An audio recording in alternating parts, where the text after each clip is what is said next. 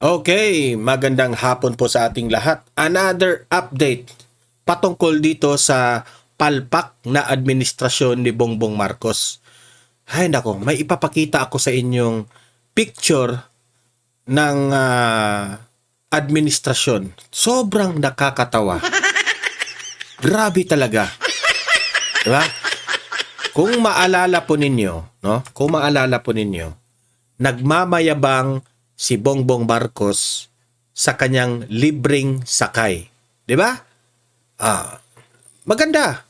Yung napakinggan natin ang programa na libreng sakay, syempre, natutuwa ako. Ha? Honestly, natutuwa ako kasi kahit sa kanyang kapalpakan, sa kanyang pagka-weak niya, ay at least meron rin namang sa mga ganyang bagay, kahit maliit na bagay, at least matutuwa ka. Kasi libreng sakayan eh. Nakakatulong na yan sa taong bayan. Kahit sa mga konting paraan, pero malaki na yan para sa mga mahihirap, di ba? Kasi yung libreng sakay ni VP Sara, 'di ba? Kahit nga ni Leni Robredo, I think ginagawa rin niya ni Leni Robredo dati. Ginagawa ni Leni Robredo, ginawa rin ni VP Sara ang libreng sakay. So, yung nakikita natin doon, basta libre sakay ay bus, no? Mga bus na idinideploy ng government para ito yung ililibre ng taong bayan. Doon sasakay ang taong bayan sa bus, uupo sila sa bus, at aircon yung bus. Di syempre, maganda kasi libre eh, di ba? Pero mantakin nyo, nakita ko itong picture na ito. Ito pala yung libreng sakay ni Bongbong Marcos.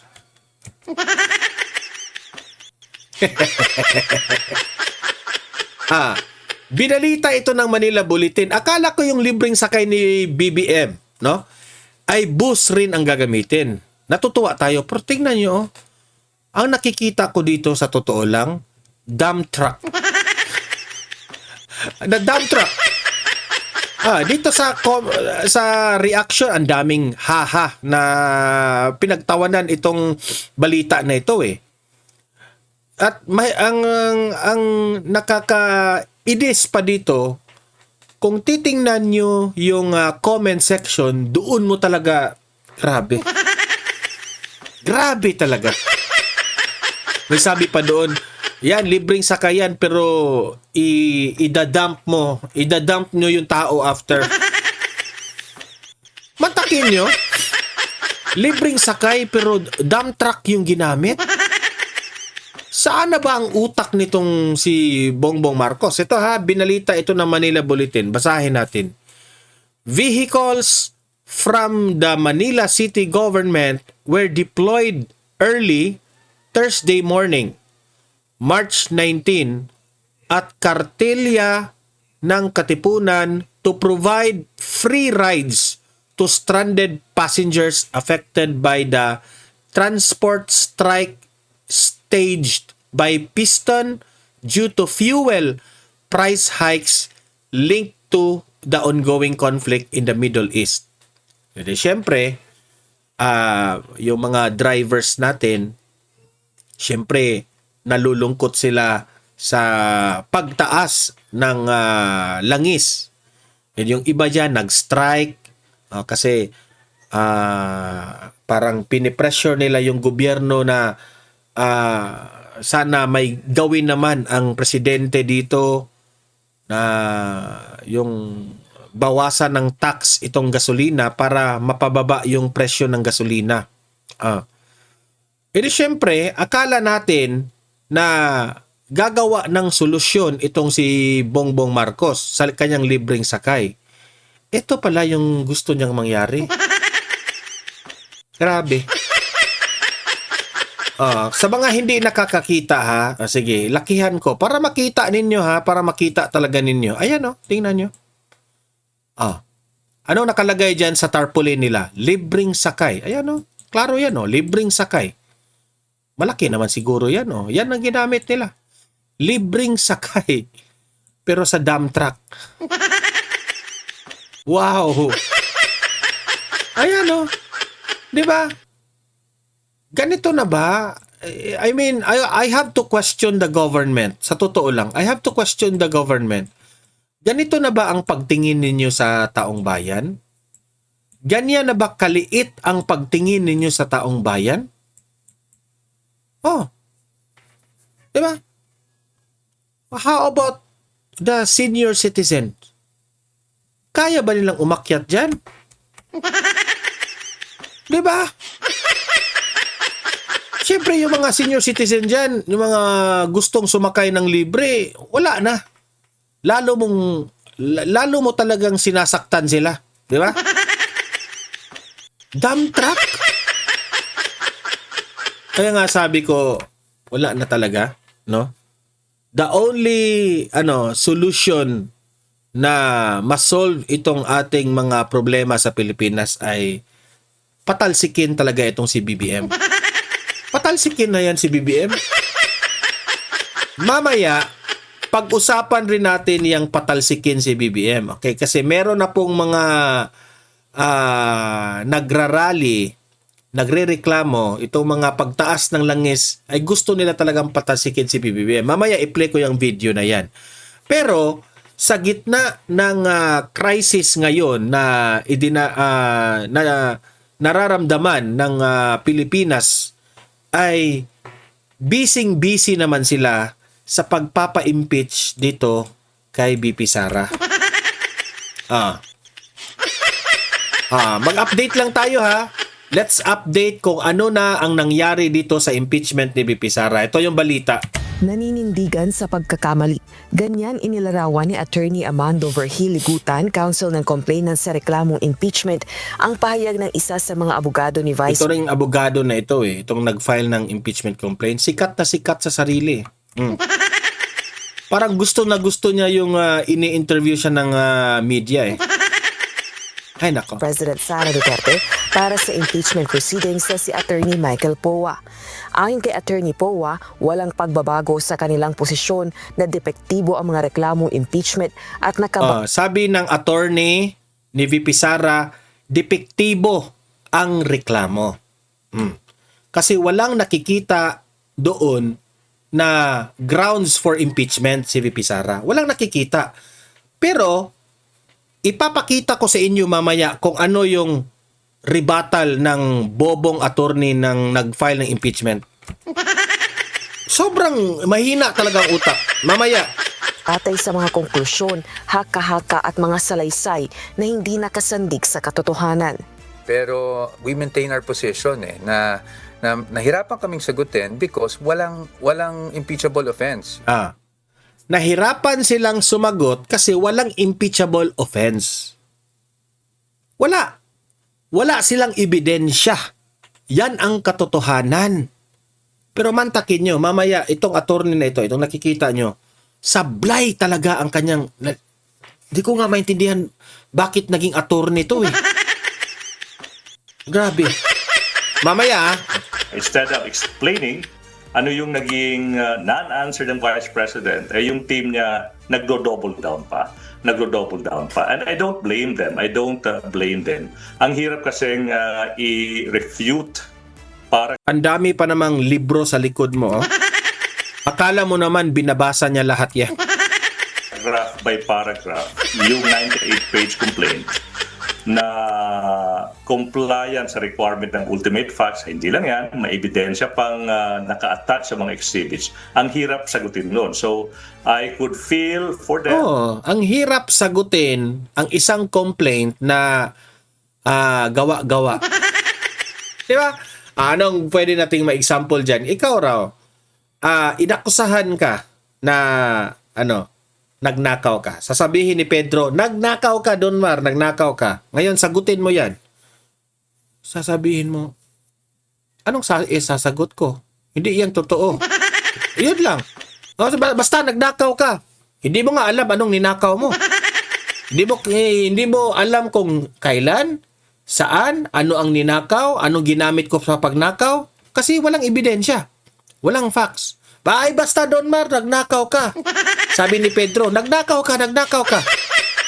Oh, sagutin mo Don Mar, nagnakaw ka. Oh, anong isasagot ko? Okay, nagnakaw ako pero hindi yan totoo. Hindi yan totoo. Tapos, sasabihin ng ni Pedro, oh, magpakita ka ng ebidensya Don Mar na hindi ka nagnakaw. Ganon.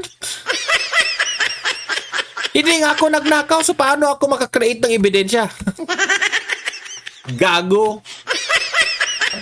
Layo na isasagawang pagdinig ng House Justice Committee na mailatag ang mga ebidensya at testigo ng mga complainant at respondent o si VP Duterte. Pagkatapos nito ay saka pa lamang tutukuyin ng House panel kung may probable cause o sapat na ebidensya para irekomenda sa plenaryo ng Kamara ang impeachment laban sa pangalawang Pangulo at maiakyat ang reklamo sa Senado para sa isang paglilitis.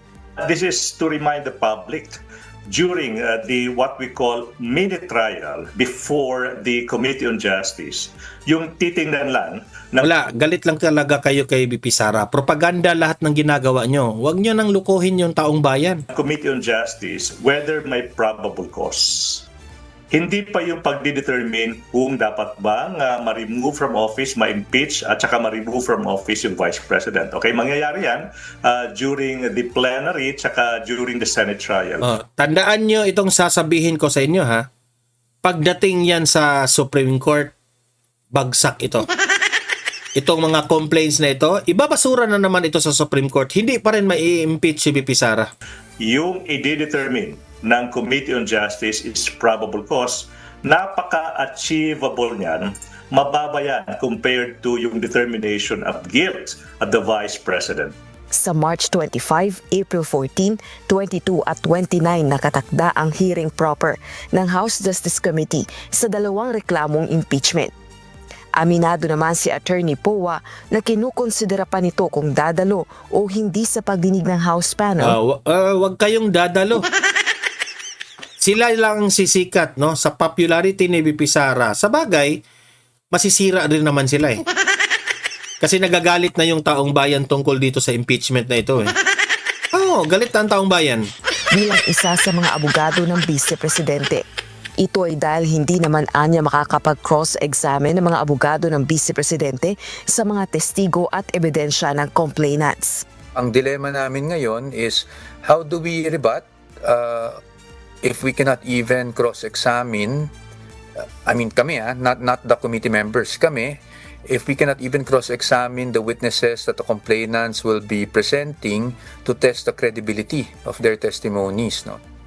Kung dadalo naman o hindi si VP Duterte sa impeachment hearing, dedepende anya ito sa payo ng defense team ng pangalawang Pangulo kung may bentahe ba o wala ang pagharap sa House Justice Panel. Rosalie Coz, humahataw sa... So, yan po ha. Ang paninindigan ng abogado, ng mga abogado ni BP Sara, paano namin sasagutin yan? Wala naman kayong ebidensya. 'Di ba? Yan ang sinabi po ng legal team ni VP Sara. Heto naman ang sinabi ng attorney na nag-file ng impeachment complaint. Ito yung niya ha. Ito yung kapalpakan niya, ito yung kabobohan niya, kagaguhan niya. Ito yun. Pakinggan ninyo. Sabi ng kabila na hindi daw pwedeng mag-akusa na walang ebidensya. Nako. Exactly. Yun yung point ng ultimate fact, Marian. Yung ultimate fact is you allege the elements of the crime and you prove them with evidentiary facts. Grabe, no? Ganyan siya kagago. Ha? Ang point niya dito ha, i-explain ko sa inyo ng in layman's term. Ang sabi ng abogadong gago na ito, meron silang allegation ni BP Sara na si BP Sara ay nangulimbat ng pera. Okay? Lang natin, i-simplify natin. Meron silang aligasyon, akusasyon ni BP Sara na kurakot si BP Sara, nangulimbat ng pera si BP Sara. Okay? Malinaw. Ang gusto nilang mangyari, pa-explainin itong si BP Sara with evidence. Parang baliktad yata. Di ba? Sinabi ko na, inexamplean ko na, BP Sara, nagnakaw ka ng pera. Nagnakaw ka. Anong sabi ni BP Sara? Okay, if that's your allegation na nagnakaw ako, sasabihin ko sa inyo, hindi yan totoo. Oh, yan lang ang sinabi ng kampo ni BP Sara. Kasi ang sabi ng kampo ni BP Sara, nahihirapan kaming sumagot kasi allegation lang eh. Wala kayong ebidensya. Pagkatapos, si BP Sara pa ang hininga nila ng ebidensya. Ano ba yan? Kayo yung nag-aakusa kay BP Sara, kayo yung nagsabing nagnakaw siya, you provide evidence na nagnakaw siya for grounds of impeachment. Tapos sasabihin nyo, sufficient inform. Sufficient inform. Gago ka pala eh. Tapos, oh, BP Sara, you answer this allegation. You prove your evidence na hindi ka nagnakaw. Ano ba yan? So meaning to say, yung logic mo, yung point mo, so anybody, pwede mong kasuhan, pwede mong akusahan lahat. Oh, nagnakaw ka, may kabit ka, may pwede mo akusahan. Tapos kung magsabi ng tao, oh, nangangabit ako? Oh, nangangabit ka. Ipaliwanag mo na nangangabit ka. Oh, sasabihin na, oh, you prove it with evidence. Oh, tapos ako naman, magpipresenta ako ng babae. O, ito yung, inaakusahan mong kabit ko. Hindi yan totoo. O, kabit, sabihin mong wala tayong relasyon. Ganon? Ang gusto nyo mangyari? Gago ka. Sobrang bobo mo talagang pagka-lawyer. Ang sakit ng bangs ko na kaunti na lang. Kaunti na nga lang yung bangs ko. Grabe naman itong, di ba? Basic yan eh. Sa korte, basic yan. Pareha lang yan sa impeachment. Your allegations, your accusations, provide evidence so that the one that you, accused can reply you properly. Di ba? Oh. Paano makakasagot si BP Sara niyan na ang sinabi nyo lang, si BP Sara, winaldas nyo ang pera ng confidential funds. Nagbanta si BP Sara sa presidente na gano'n. May ebidensya ba kayong nagpapatunay? Nasasagutin niya ni BP Sara? Tapos sasabihin niya, hindi sinagot ni BP Sara. Guilty talaga. Hindi sinagot. Yan ang problema ninyo eh. Gusto ninyo i-question si BP Sara doon sa kamara para makakuha kayo na, ika nga, sabi nila, fishing expedition. Wag niyong gaguhin ang taong bayan, sa totoo lang. Repeat. Ultimate facts, yung requirement ng rules, you allege yung minimum elements of the crime. Ultimate facts yan. And then you prove them with evidentiary. Ang minimum, ang ultimate facts, ang minimum raw, yun raw ang ultimate. Ay, nako. Facts. Remember, if you look at the 98-page complaint, yung 98 pages na yan, doon mo makikita yung mga ultimate facts, yung mga allegations. Naka-attach doon. Allegation. Walang ebidensya. Gago. Yung voluminous records proving the allegations in the complaint. So kaya nga, Alam kong alam niya na mali sila. Pero pinagpipilitan talaga nila. Mali yan eh. Alam lahat ng abogado niya. Kung hindi niya alam yan, bakit nakapasa ito sa bar? Totoo ha. Walang biro yan. Alam lahat ng abogado yan. Kung meron kayong allegation, meron kayong akusasyon sa isang tao, dapat may ebidensya kayo. Sa kanila, baliktad. May allegation kami. Ito yung ultimate facts namin. Minimum. Sagutin mo ng ebidensya. Kami pa ang mag-provide? Ang kalokohan ninyo, kami pa ang mag-provide ng ebidensya? Ang swerte nyo naman, oh. It is contradictory to say na walang ultimate facts kasi wala pang ebidensya. Yun yung point ng ultimate fact. You allege and you prove them with evidentiary facts. Gago Kaya minsan talaga. nga ako'y nagdududa. Tama ba yung complaint na binabasa ng defense team? Oh. Ikaw na mismo nagtanong. Nagdududa ka pa sa complaint ninyo.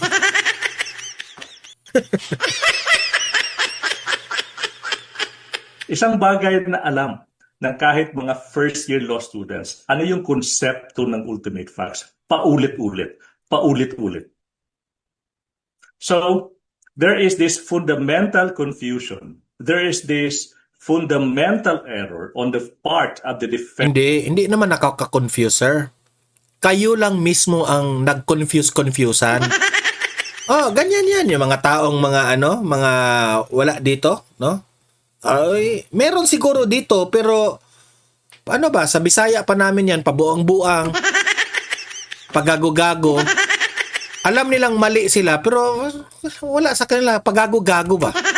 Defense team on how they appreciate a so basic concepts of ultimate facts.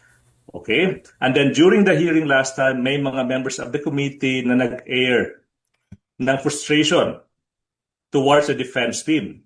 And then here comes yung tinatawag nilang counter manifestation, and they are doubling down with their confusion. Marian. Dinadamay nyo pa yung mga first year law students sa ultimate facts. Ay nako, sablay ka sir, sablay ka. Wala kang, hindi yan masasagot ni VP Sara yung mga ano ninyo. Heto meron na pong nagrereklamo na si BBM ay gusto nilang patalsikin. Heto pa yung balita. Play. Sabi ng kabila. Uy, ano ba ito? Ito pala. Hindi raw solusyon ang pagpapatalsik kay PBBM para mapababa ang presyo ng langis. Yan ang buwelta ng Malacanang sa mga nagpapakalat ng fake Yan ang solusyon. Patalsikin si BBM, yan ang pinakasolusyon para maubos na lahat ng problema ng Pilipinas. Oh. Kung rally lang kayo ng rally dyan, no? Hanggat ma-realize ni BBM na he has to step down para, kasi hindi na niya kaya. news. Tungkol sa umano'y coup laban sa Pangulo, nagbabalik si Ivy Reyes para sa detalye. Hindi, I'm not encouraging the soldiers na magkudita. What I mean is, ang taong bayan na, if we have to express ourselves na sisigawan natin si BBM ng resign, let's do it. No? Let's demand BBM to resign kasi tayo rin naman ang bumoto sa kanya. I voted him last 2022. So I have the right na sasabihin ko, okay, binoto kita, pero at the end of the day, na-realize namin na hindi ka, you are not suited for that, nabudol mo kami sa mga, mga promises mo. You better step down, magrarally kami. Pero yung sa mga military, it's for the military's decision, no? Kung sila ba ay ayaw na nilang suportahan si BBM or susuporta pa ba sila. Pero kung susuporta sila, walang magagawa ang taong bayan. Gusto lang mawigdang ng umano'y mga obstructionist ng Pilipinas, kaya nagpapakalat sila ng mali-maling balita na may namumuong coup laban kay PBBM.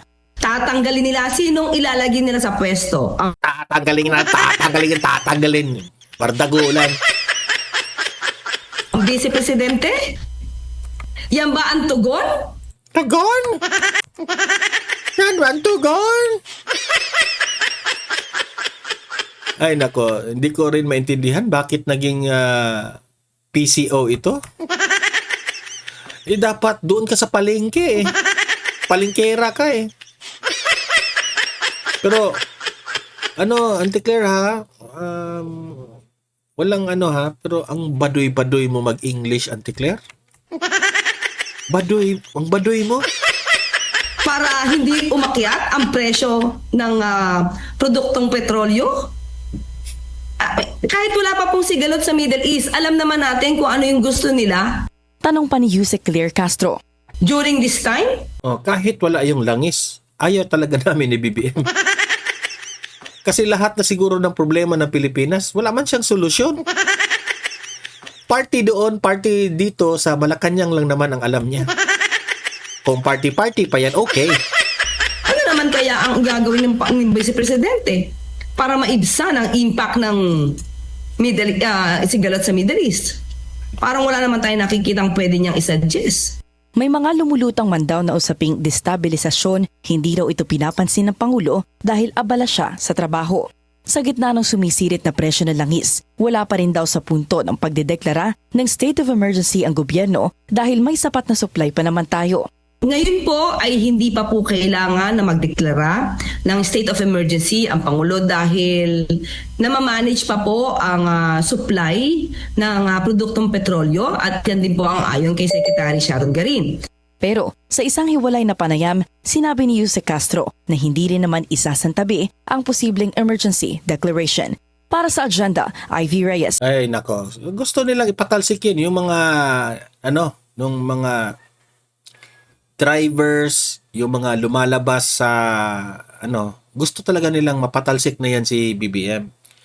So, heto yung, ipapakita ko itong vlog ni Attorney Harry Roque patungkol po dito sa issue kung karapat-dapat na bang patalsikin itong si BBM. Okay, makinig tayo kay Attorney Panelo, ha? Attorney Roque pala, sorry.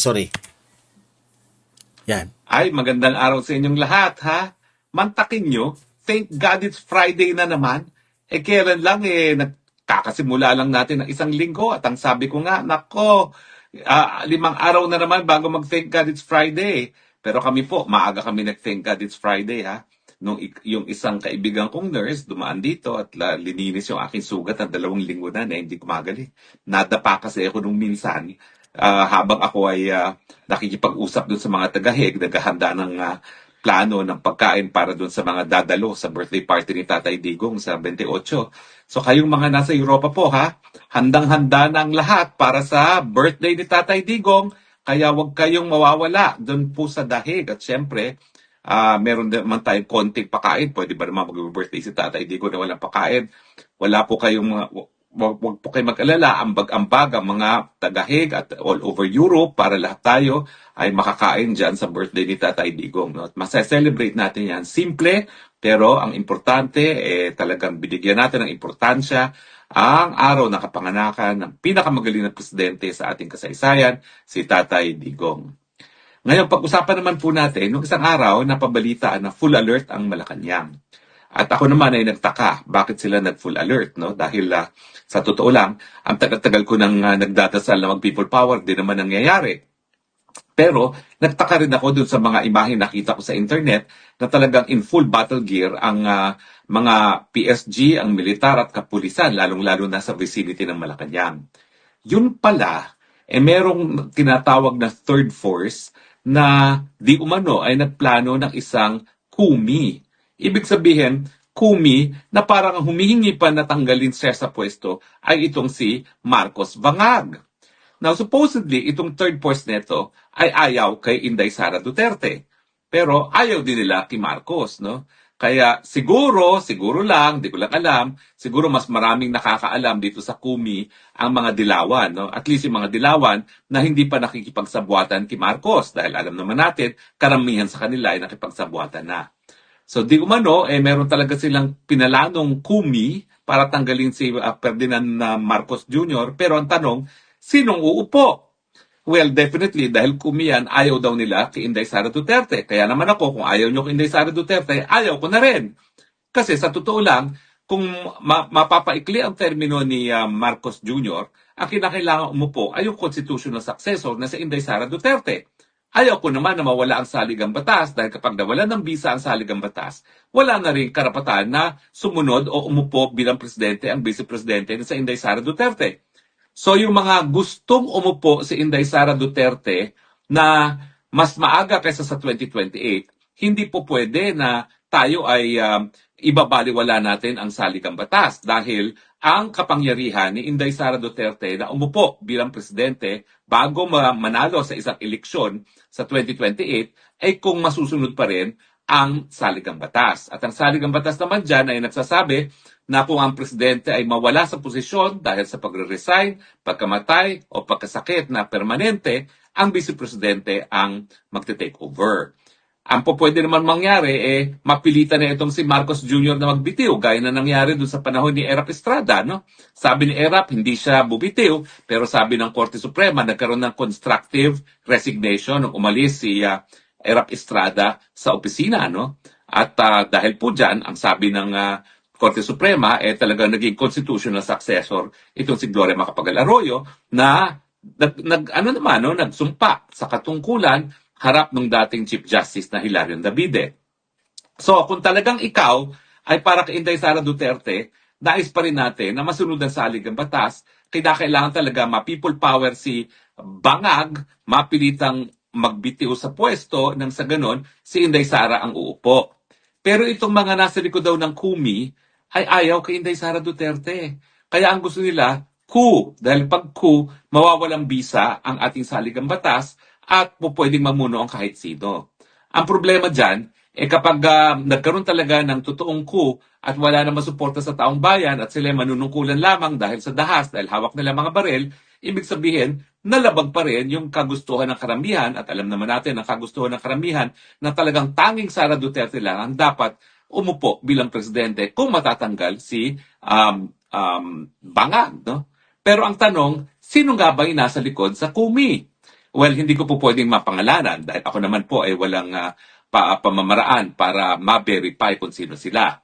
Pero ang nakuha kong mga impormasyon, siya po ay isa sa pinakamayaman sa Pilipinas ngayon. Bagamat siya ay talagang naging super yaman sa panahon ni Marcos, alam daw niya na hindi na raw tatagal itong Marcos. Kaya nais nila matanggal na si Marcos kesa matanggal pa si Marcos at umupo si Inday Sara Duterte.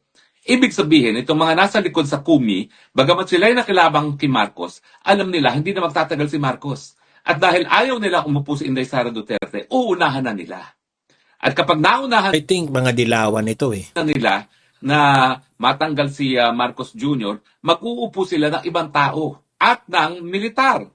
Ang usapan nga ay magkakaroon ng isang civilian leader para chairman ng isang transition council, ECEC, at ang uupo dyan ay parang isang hunta na ang mga tao din ay wala namang mga mandato sa taong bayan, pero at the same time, nangangako sila na lilinisin nila ang gobyerno at para ihanda sa honest to goodness na eleksyon. Alam nyo, nung minsan narinig ko rin si Tatay Digong nang sinasabi, kinakailangan talaga ang militar ang maglinis sa ating lipunan.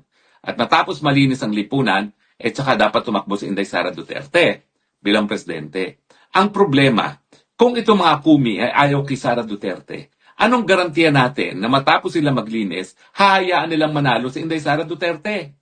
Yan ang problema. Kaya nung nabalitaan ko yung kumi na yan, talaga ako ay hindi susuporta dyan dahil wala nga pong garantiya na kapag natanggal si Bangag at ang pangako nila ay lilinisin nila para nga magkaroon ng malinis na eleksyon, kung ayaw naman nung nagpipinan sa kanila kay Sara Duterte, baka pagkatapos nila mag-coup, mawili sila at ayaw na nila paupuin si Inday Sara Duterte. Kaya mas mabuti pa na gawin natin through people power, wag ng coup. Dahil ang coup talaga, militar lang yan. Ang people power, taong bayan na nagsasabi. At kapag taong bayan naman na nagsabi na kailangan matanggal netong si Bangag, walang magagawa. Dahil ang sabi na ng Korte Suprema nung panahon ni Cory, kapag taong bayan na ang nagdesisyon sa pamamagitan ng isang revolutionaryong gobyerno, wala nang magagawa ang kahit sino pa. Pati pa yung mga nadeklarang panalo ng COMELEC na babaliwala na yan kasi nga revolutionary government. So, ang suma total, yung napabalitang coup, mukhang merong katotohanan pero ayaw nila kay Inday Sara Duterte. At ang sinasabi nila, sila ay magkakaroon lang ng transition government pagkatapos magkakaroon ng honest to goodness elections. Ako, medyo ayaw kong suportahan yan dahil alam ko sa mga kaunting impormasyon na alam ko na ayaw nila kay Inday Sara Duterte. Kung ayaw nila kay Inday Sara Duterte, ayaw ko rin sa kanila. Diba? Bakit naman tayo magtitiwala na ibibigay nila o hahayaan nila na mahalal si Inday Sara Duterte sa isang malinis na eleksyon. Kung sa mulat-mula, sinabi na nila ayaw nila kay Inday Sara Duterte. At saka nakakaduda, bakit ayaw nyo? Ibig sabihin, ang talagang nagpupush nitong third force ng Kumi ay yung mga dilawan na talagang kain-suka.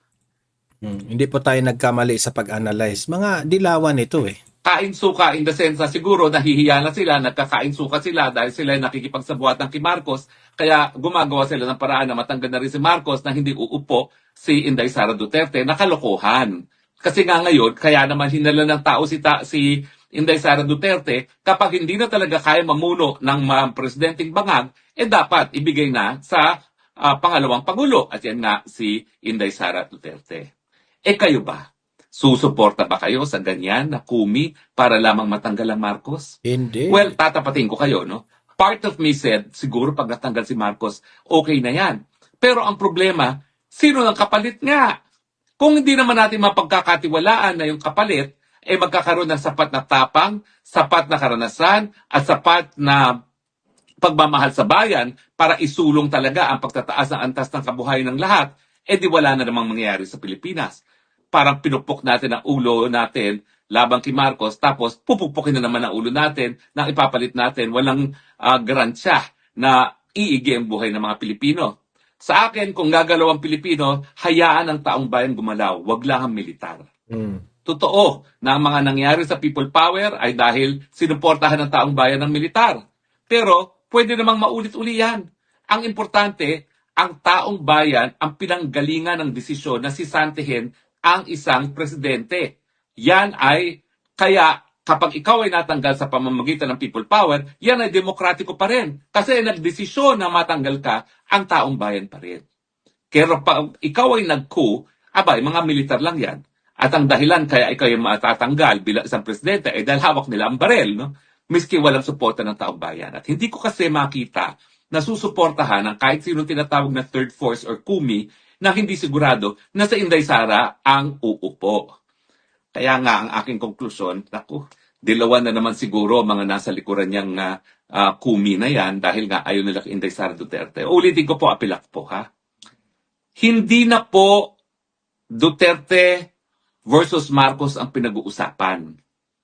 Nung inamin na po ni Amy Marcos na bangag ang kanyang kapatid, at ngayong humaharap tayo sa pinakamatinding pagsubok dahil sa gitnang silangan, hindi na po ito Duterte versus Marcos.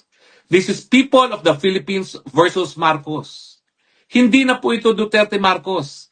Ang issue na rito, sino ang dapat mamuno sa panahon na napakatindi ng pagsubok? Bago pa nagputukan sa gitnang silangan, problema na ang kagutuman. Problema na ang walang tigil na pagtaas sa presyo ng bilihin. Ngayong mayroon ng putukan sa gitnang silangan, lalo pang lumala. Hindi po ito Duterte versus Marcos. Ito po ay sinong dapat mamuno, yung nasa tamang pag-iisip o yung bangag. Yung napatunayan na sa kasaysayan na kleptomaniac, walang kabusugan sa korupsyon, o yung kilala natin na malinis ang pamumuno. Yung may tapang na gumawa ng mga tamang desisyon o yung Actually, may point si Atty. Harry Roque, no? Bakit naman natin ipipilit si BBM na walang kakayahan? Ika nga sabi nila, gumagamit, lulong. Kaysa compare mo dito kay BP Sara, may exhibit na Davao na malinis ang track record. tao na nagkakamot lang ng ulo at walang ginawa kundi umepal-epal. Hindi na po ito Duterte versus Marcos. Ito po ay yung tunay na nagmamahal sa bansang Pilipinas at yung gustong makita ng Pilipinas ay mapunta sa kangkungan. Kung ikaw ay tunay na nagmamahal ngayon sa bayan at gaya ko po, tingin ko, tunay na nagmamahal ako sa bayan sa punto na ako'y nawalay sa mahal ko sa buhay at aking pamilya dahil sa aking paninindigan, susuportahan nyo na po. Ang Duterte dahil hindi sila ay Duterte, kung hindi dahil si Inday Sara Duterte ang merong sapat na kakayahan, katalinuhan, katapangan, at mandato para magpatuloy ng gobyerno sa panahon na matindi ang pagsubok. Ito po ay People of the Philippines versus Ferdinand Marcos Jr. at ang aking paghimok sa inyong lahat, let's be on the side of the Filipino people. Dahil ang mga talaga naman pong tunay na nagmamahal sa ating mga kababayan, pipiliin na ang Inday Sara Duterte. Not because she is a Duterte, but because ang pagkaalam natin, ang tatak Duterte na leadership, ang siyang mas mabuti at mas maigi para tayo nga po ay maligtas at malampasan itong pagsubok na hinaharap natin na napakatindi. So ako po, siyempre po, napakalakas ng tentasyon na sabihin, mawala na lang si Marcos, okay na. Pero sa totoo lang po, kung tayo nagmamahal sa bansang Pilipinas, ang pipiliin natin kapalit ng Marcos Jr., yung tao na makapagbibigay pag-asa, na makakaahon tayo sa lahat ng ating pagsubok. Yan po si Inday Sara Duterte. Salamat po. Ito po inyong Harry Roque. Ayan, so narinig ninyo ang explanation ni Attorney Harry Roque ha. Mag-comment, mag-react po kayo, no? At babasahin natin ang mga komento nyo sa comment section, okay? Paki-like, paki-share po dito sa vlog natin para marami po ang makakita. At sa mga first time dito, mag-subscribe na po kayo kasi libre lang po ang mag-subscribe para updated kayo lagi sa mga trending na balita, okay? See you in my next video. Have a great day. Have a great night. God bless po sa ating lahat. Mabuhay ang Pilipinas and God save the Philippines. Bye-bye.